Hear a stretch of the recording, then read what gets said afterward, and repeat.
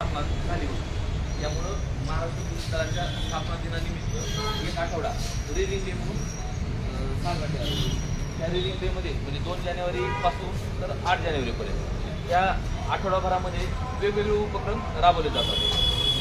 त्यामध्ये पोलीस खातं जनतेसाठी काय काय काम करतं, पोलीस स्टेशनमध्ये काय काय म्हणजे पोलीस स्टेशनचं कामकाज कसं चालतं, परत पोलीस स्टेशनच्या ज्या वेगवेगळ्या शाखा आहेत त्यांचं कामकाज कसं चालतं. बऱ्याचदा काय होतं, जनतेला किंवा विद्यार्थ्यांना माहीत नसतं आणि त्यासाठी जी सगळी माहिती व्हावी एक आठवड्यामध्ये पूर्ण पोलीस स्टेशनचं कामकाज आणि पोलीस डिपार्टमेंट जनतेच्या रक्षणासाठी, त्यांच्या मालमत्तेच्या रक्षणासाठी, परत कायदा सुव्यवस्था अबाधित राखण्यासाठी काय काय उपाययोजना करतं आणि कशा पद्धतीनं काम करतं या सगळ्याची माहिती ह्या आठवडाभरामध्ये जनतेपर्यंत पोहोचवणे, त्यालाच रीडिंग डे साजरा करणे असं म्हणतात. तर आज आम्ही काय केलेलं आहे, लहान मुलांना म्हणजे विद्यार्थ्यांना बोलवलेलं आहे. तुम्ही 8वी 9वी 10वीचे असणार, ठीक आहे? बरं, 9वी आणि 7वी, ठीक आहे. तर लहान मुलांना एक आकर्षण असतं की त्यांनी पोलीसमध्ये फक्त पिक्चरमध्येच पाहिलेला असतो. मग पिक्चरमध्ये सिंगम पाहिला असेल तुम्ही, किंवा कोणता तो आणखी सूर्यवंशम पाहिला असेल, सूर्यवंश पाहिला असेल, असे वेगवेगळे पिक्चर असतात. परंतु प्रत्यक्षात तुम्हाला ते पाहता यावं, पोलीस स्टेशनची गाडी पाहता यावी, तुम्ही पिक्चरमध्ये वेगवेगळे हत्यार बघता आणि म्हणजे त्या हत्यारांची सुद्धा तुम्हाला ओळख व्हावी. पोलीस स्टेशनचं सगळ्यात महत्त्वाचं तुम्हाला काय आवडतं का बघायला? पत्रकार बांधवांशी आमची चर्चा झाली होती. लहान लेकरांना सगळ्यात आवडता विषय जर असेल बघायचा तर जेल आणि हत्यार, हे 2 गोष्टी खूप बघ वाटते, बरोबर? कारण तुम्ही लहानपणापासून चोर पोलीस खेळत आलेला असतात, बरोबर ना?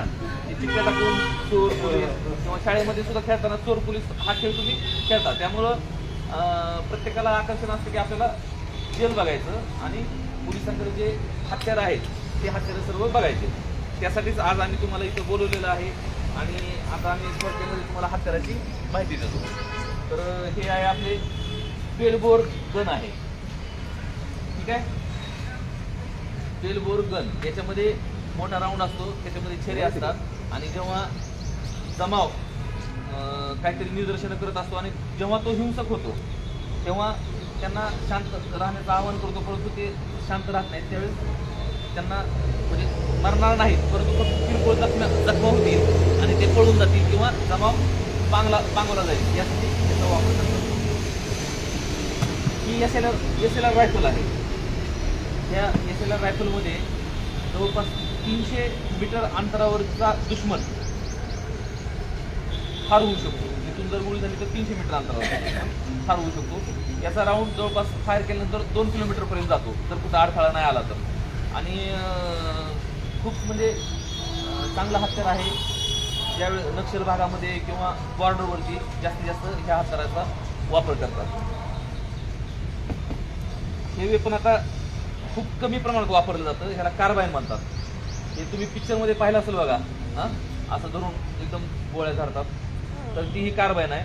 PIPच्या सुरक्षेच्या वेळेस किंवा ज्या ठिकाणी म्हणजे लांबी कमी असते त्यामुळं गर्दीच्या ठिकाणी वापरण्यासाठी हे हत्यार चांगलं त्याचा उपयोग होतो. तर आता हे कमी वापरायचं आहे, ह्याच्यापेक्षा आधुनिक आपल्याकडे ते नाहीत. MP5, AK-47 असे चांगले चांगले हत्यार पण आहेत. स्नॅपर गन पण आहेत मोठमोठ्या. सगळ्यात आवडता हत्यार तुमचं असेल तर हे असेल, बरोबर? पिस्टल म्हणतात ह्याला, पिस्टल.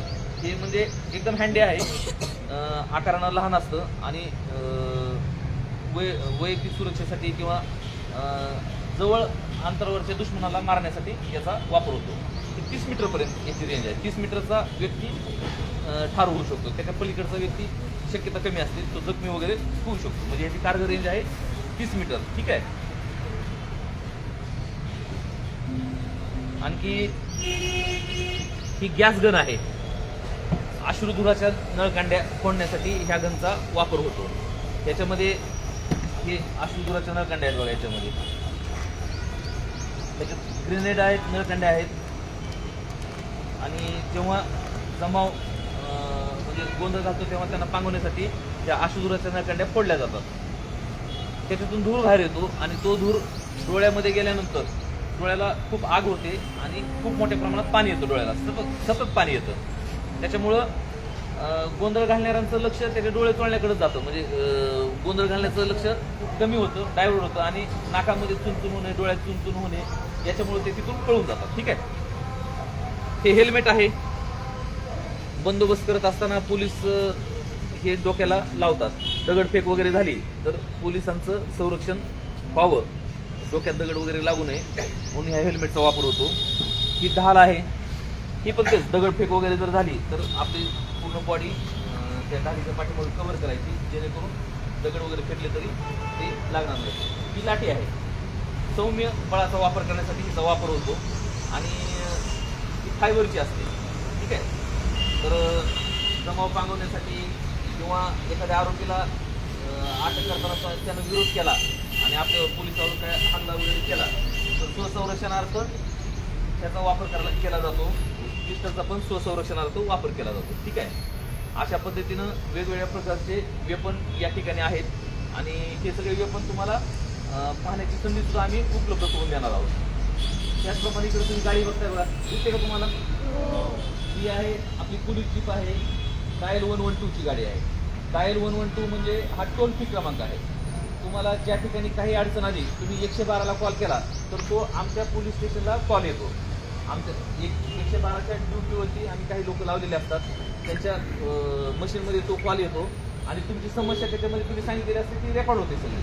म्हणजे अमुक अमुक ठिकाणी मला मारहाण करत आहे किंवा अमुक अमुक ठिकाणी जोराची भांडण चालू आहे पाठवून द्या, किंवा अमुक अमुक ठिकाणी ॲक्सिडेंट झालेला आहे आणि जखमी तिथं पडून आहे असं अशी, किंवा XYZ ठिकाणी चोर आलेले आहेत आणि ते घर तोडायचा प्रयत्न करत आहेत किंवा आमचा दरवाजावर लाथा मारत आहेत, असे बरेच कॉल येतात. त्या कॉल बरोबरच आम्हाला बरेच अनावश्यक कॉल पण येतात. म्हणजे कधी कधी हसण्यासारखे कॉल येतात.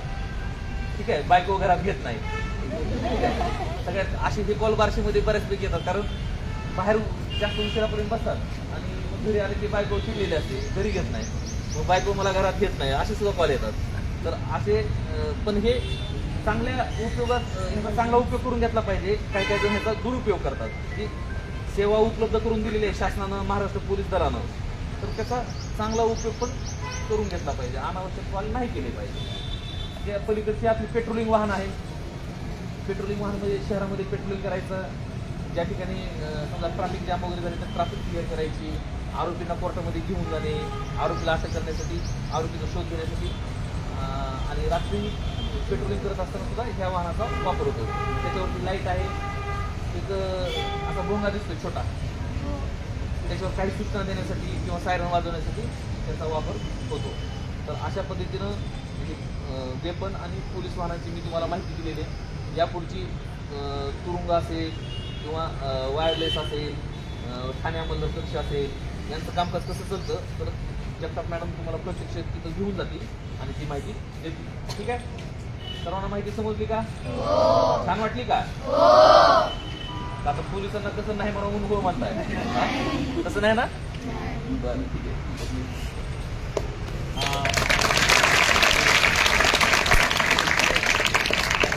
बार्शी शहर पोलीस ठाण्याचे निरीक्षक कुकडे साहेब, त्याचबरोबर उपनिरीक्षक जगताप मॅडम यांनी आपल्याला त्या ठिकाणी ही पोलीस यंत्रणा कसं काम करते, पोलीस यंत्रणा म्हणजे पोलीस म्हणले की पहिल्यांदा आपण घाबरतो, तर ते न घाबरता पोलीस हे आपले कसे मित्र आहेत, ते आपली सेवेला कसे तत्पर असतात, या सगळ्या गोष्टीचं आपल्याला माहिती व्हावी.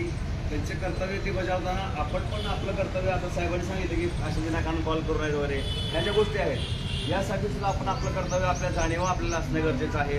आणि ही सगळी माहिती आपल्याला या ठिकाणी साहेबांनी जे वेपन्स आपण इथं फक्त सिनेमामध्ये पाहिले आतापर्यंत, ते आज आपल्याला प्रत्यक्ष त्या ठिकाणी पाहायला मिळालेले आहेत.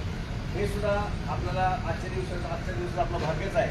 आज आमची कन्या प्रशाला जवळजवळ 70-80 मुली आम्ही आज इथे घेऊन आलेलो आहोत आणि स्वयंसिद्ध या म्हणजे सारख्या मुली ज्या काम करतात त्यांना आता डी साहेबांसमोर मुद्दाम हा विषय मांडतो की युकेजिंग होतं शाळा सुटल्यानंतर किंवा सुटायच्या अगोदर, शाळा भरायच्या अगोदर, तर त्यावेळेस मुली आम्हाला येऊन सांगतात सर असं असं आहे, आम्हाला असा त्रास झाला, तिथं असे मुलं उभारले होते, आपले इथं आहेत, आम्ही निर्भया पथकाला सुद्धा आम्ही बरंच काम केलेलं आहे, श्री श्रीमाळ साहेब इथं आहेत. तर त्यावेळेस सुद्धा बऱ्याच पोलीस स्टेशनचं सहकार्य आम्हाला वेळोवेळी लाभलेलं आहे. म्हणजे पोलीस हे फक्त आपल्यासाठीच आहेत हे लक्षात घ्या. त्यामुळे कुणाचाही अन्याय सहन न करता आपण त्याची वाचा अन्यायाला वाचा फोडण्यासाठी काम कसं धाडसाने करायचं याच्यातून आज आपल्याला हे शिकायचं आणि त्यासाठी आज साहेबांनी आपल्या इथे बोलवून सगळी माहिती दिली आणि ही माहिती दिल्याबद्दल साहेबांचे मी या ठिकाणी धन्यवाद मानतो.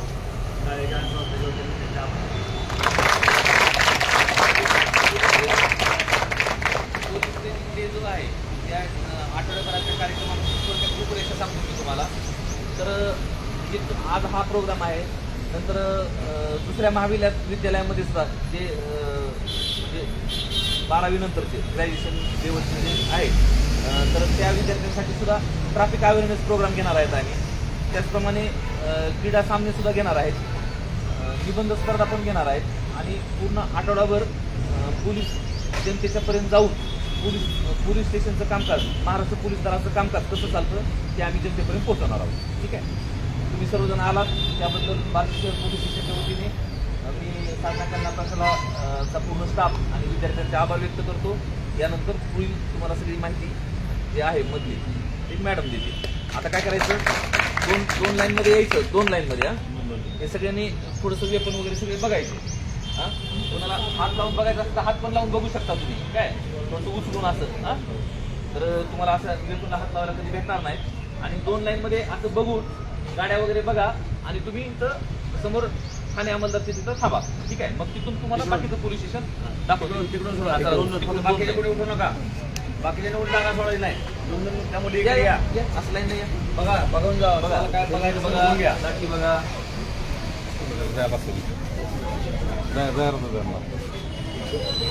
लाठी बघतो आपण पण हे गन्स आहेत ते जर तुम्हाला हे पाहिजे हातात घेऊन बघू शकता असं तुम्ही कसं असतं काय असतं ते वजन बघ कसं आहे वजन घेऊन फिरावं लागतं.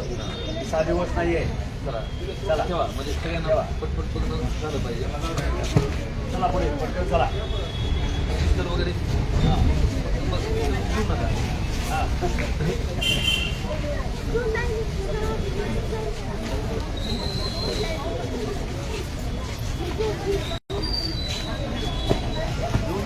वजन बघायचं वजन किती असते घेऊन बघा आता मला ऐका हां घे फक्त व्यवस्थित घ्या व्यवस्थित हाताळा व्यवस्थित हाताळायचं.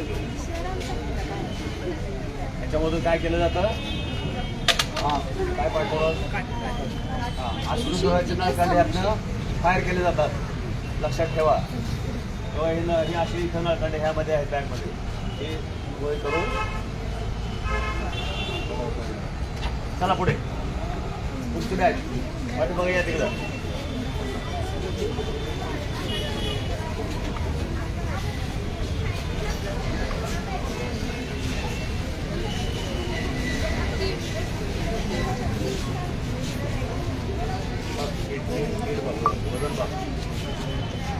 याला नाही लावायचं ही बाकीची बघा हां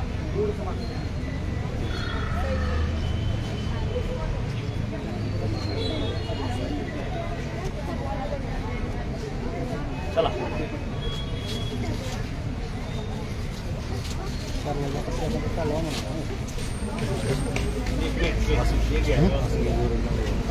तरी चालू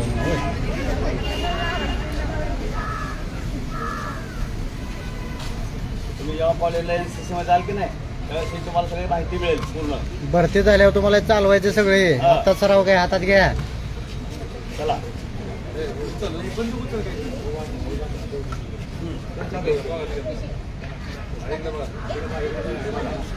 तुझे कांबळे हे आता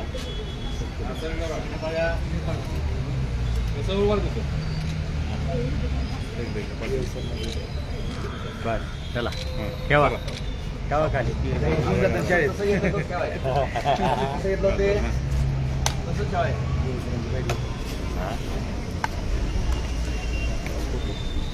पाठवला आला तुम्हाला बातमी पण पाठव